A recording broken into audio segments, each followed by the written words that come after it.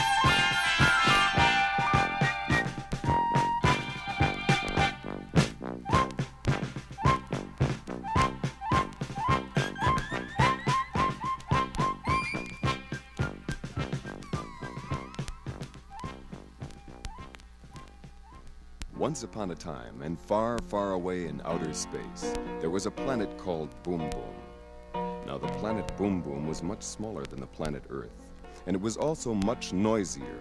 In fact, Boom Boom was the noisiest planet in the universe, for everything that dwelt upon it or over it made noise. On the planet Boom Boom, the sun would rise with a roar and set with a growl. Boom Boom had 2 moons which were constantly arguing, but since they spoke in violent hisses, no one could understand them.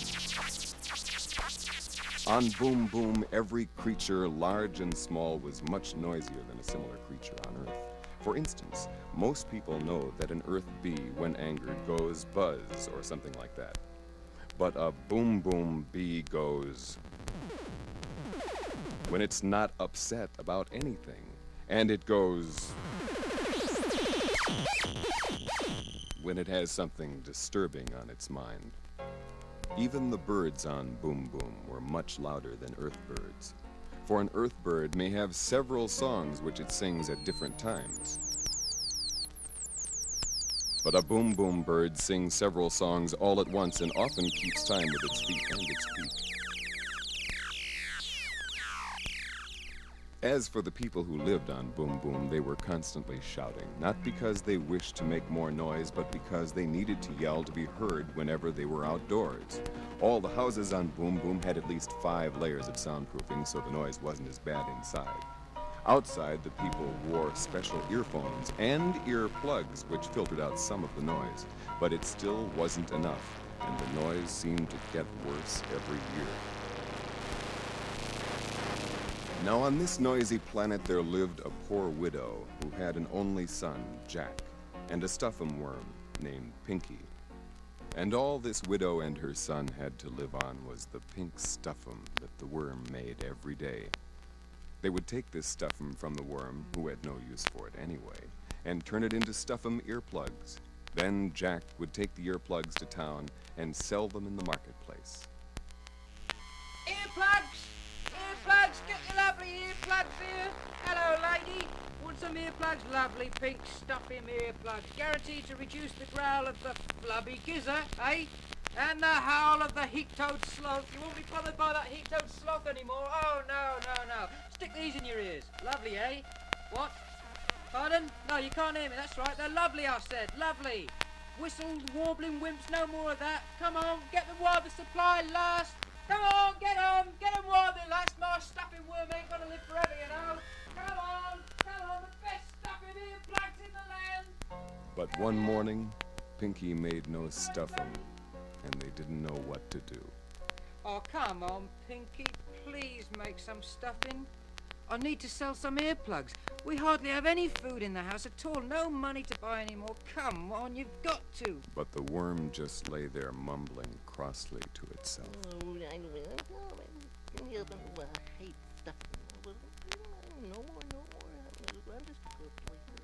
Jack looked at his mother. Mum, it's no use. Oh, what shall we do? What shall we do? Don't worry, don't worry. Look, I've an idea. I could get a regular job, 8 to 5, punch a clock. Or I could get a record deal or something. I'll go to school at night. No one will hire a young boy. Everyone knows that the young make much more noise than the old, and there's noise enough on this planet. No, we'll just have to sell Pinky and with the money start a soundproofing shop or something, I guess. All right, Mum. Oh no, it's market day today, and I'll soon sell Pinky, and then we'll see what we can do. So he put a halter on Pinky, who was a very large worm, and he opened the door. And he put on his stuff-'em earplugs and his filter earphones over them, and off he went to the market. The day was bright, and the winds were whistling, and there was the sound of things growing, but Jack walked on, his ears stuffed with stuffing, and his earphones turned to off, so he only heard part of what was going on around him. He'd walked for some miles when he met a funny-looking old man who was walking along, drinking a cup of tea and holding the saucer under it. The old man smiled warmly at Jack. Hey, good morning, Jack. Huh? What'd you say? Jack, set your earplug control for speech. Oh, sorry, yeah. Good morning, Jack. Good morning to you, sir. Jack wondered how the old man knew his name, but he was too polite to ask. Well, Jack, where are you off to? Oh, I'm going to the market here to sell our worm. This one. Well, you look like the right kind of boy to sell a worm. I wonder if you know what you need to have a good sip of tea. Sure, yeah. Well, you need tea leaves and a kettle and fire to boil the water in the kettle, and then you need a proper cup to drink it in, a saucer to place underneath, a teaspoon to stir it with. You need probably Saucer, a bit you of said sugar. a saucer, didn't you? Yeah, saucer, such as you have in your hand, actually. Right you are, Jack. And since you appreciate the value of a saucer, I do. I don't mind making a trade with you. Your worm for this saucer.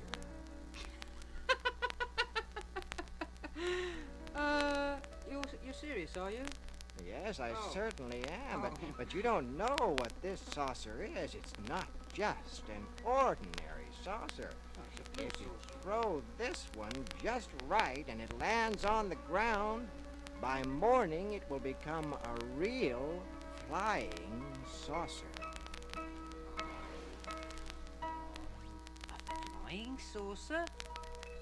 Why, that's no good for drinking tea. You'd always be chasing after it and spilling, and never a moment's peace. No, Jack, not that. No, by flying saucer, I mean a spaceship.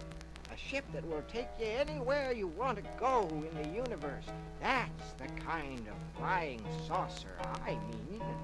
No kidding. Yes, no kidding. And if it doesn't turn out to be true, you can have your worm back. Well, I don't know about that. Well, all right. Sounds all right to me, I suppose. And so Jack handed him Pinky's halter and took the saucer in return. Then he started back home, and as he hadn't gone very far, it was only dusk by the time he got to his door. Back already, Jack? Yeah. I see you haven't got Pinky, so you've sold him.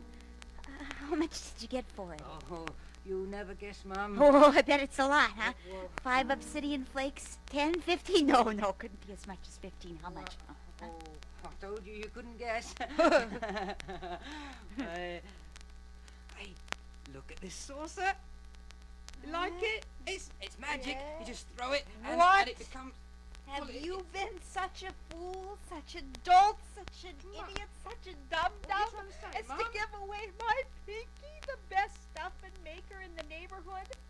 And most quieter than most worms as well, for a saucer without a matching cup. Take that, Ow! fool! Ow! You fool! Mum! Take that! Get And Ow! as for your precious saucer, it goes out of the Help! door. Help, Oh, narrator! I'm a fool! Help! I'm a fool! And Jack's mother opened the door and threw the saucer out into her garden. And now off to bed with you, and no supper for you tonight. Oh, don't like your supper anyway.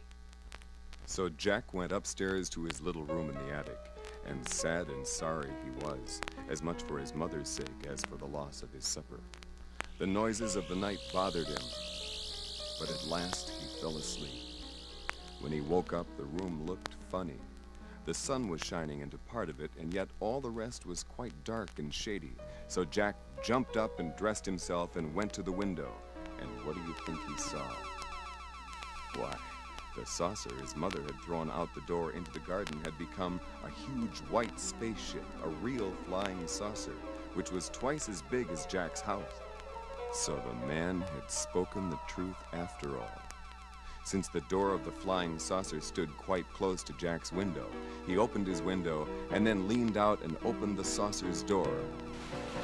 And then, without a moment's thought, he jumped inside the entrance to the saucer and closed the door behind him. The inside of the ship was well lit throughout with tiny lights which gave no heat. Jack wandered through the rooms of the flying saucer, listening to the musical hum of the massive machines, until at last he came to the control room. Wow, look at all those dials and meters. Oh, I'd sure like to fly this thing somewhere, but I don't know how to fly a ship. Jack looked around and around, and soon he found a button that said "Press Me" in big red letters. So Jack pressed the button. This is the ship's computer. You have pressed my button. Now, tell me what you wish. Your wish is my command. Oh, are you a fairy godmother? No, I am a computer. As I said, what is your wish, young captain? Captain? Wow. Well, I'd like to travel to a planet that had no noise, actually. Oh, I'd love to find some place that was just the opposite of boom boom, where there's lots of quiet all the time and you can hear yourself think. That'd be great. As you wish. Blast off time is 1 minute on your seatbelt and sit back. Blast off time is 45 seconds and counting. Better close your eyes. Blast off time is 30 seconds and counting. Take off your shoes. You'll be more comfortable. Blast off time is 15 seconds and counting. Bye-bye, boom boom. Bye-bye. 6, 5, 4, 3, 2, 1. Blast off!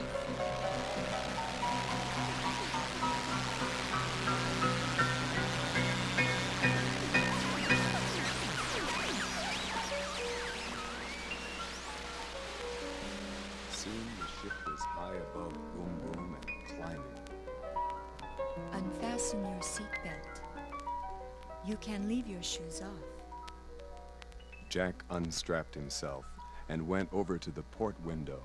Looking down, he could see Boom Boom disappearing in the distance, but he could still hear the planet quite clearly. And then the ship moved very fast, faster than the speed of light and faster than the speed of dark. It moved so fast that it passed comets and planets and stars, 1,000,000 stars an hour. The ship even passed a space monster or two. Hello! Hello! I am the Galaxy 7. I eat asteroids for breakfast, and moons for dinner, and I eat galaxy cookies for lunch, and I pick my teeth with flying saucers such as yours. Well, why don't you try brushing your teeth instead? It's much better for your gums, you know. What? Brushing? I heard of that. Well, okay. You can pass. But first tell me, where do I find a toothbrush at this time of the morning? Well, how many teeth do you have? 47 million adult teeth, 32 million baby teeth, and a couple of thousand that's just, growing in. Well, then you may need 2 toothbrushes. Oh, but where do I buy 2 toothbrushes or even 1? Try your local drugstore. Oh, okay. Thank you. The ship was going faster and faster and farther, and Jack was beginning to worry. Oh dear, I'm beginning to worry. We sure are a long way from Boom Boom. Isn't there a quiet planet closer to here? Used to be plenty of planets like that.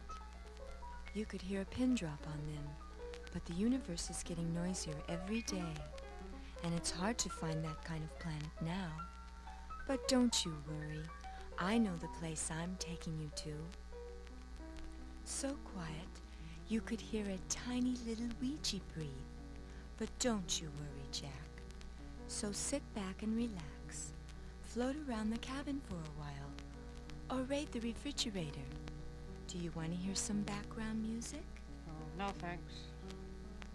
So on and on into the farthest reaches of space they traveled, until at last the flying saucer approached a planet that hung like a green jewel in the sky. Oh, is that a jungle planet? Yes, that it is. But jungles are not. The Zoodlums alone would drive you around a bend. I mean, they're always yakety-yakketing. Ingle-pied natches are just giving you a hard time all the time. Really noisy. Why are we going here? Well, not these jungles, Jack. They're quiet. Oh, so quiet. We'll just land and let you take a look-see. Okay? Well, okay. What's this planet's name? Shh. Oh, what's the matter? Why do you want me to be quiet? No, you misunderstood. The name of the planet is Shh. It used to be called Hush, but they changed the name. Oh, So the flying saucer traveled to the ground. Jack opened the door and slid down the landing slide to the ground, which was covered with long green vines and fallen leaves. It was indeed a jungle, full of knickknacks and quirties in the trees, and snakes and glimlets in the branches, and all manner of creatures leaping this way and that. But it was so quiet. my. How can a jungle be so quiet? Oh. Ooh. A mouth squidlick. It bit me. Oh, how come I didn't hear its whine? Dear me. As Jack marched through the jungle, he noticed he could hear his own footsteps, but not any others. Faintly, he thought he could hear birds, but they sounded so far away. Yet when he looked up, there was a huge flock of flits above him in a tree, their yellow beaks opening and closing, but their voices sounded so small and far away. All of a sudden, a huge lion-like creature leapt in front of him. But when its 4 feet touched the ground, Jack didn't hear a thing. The creature opened his mouth to roar. Go away. Leave me alone. Get out of here. Go on. And the lion jumped into the air with great fear and ran away. How about that? My voice scared him. I've got the only big voice here. Maybe the only big voice on the entire planet. How strange. Maybe it's because I'm from Boom Boom and everything else is from here. That's why it's so quiet. I wonder what else I shall meet up with. At last, he was out of the jungle and into a large clearing. And when he'd walked through this clearing for a while, he came to a big, tall house, and on the doorstep was a tall, thin Google. It was a female Google.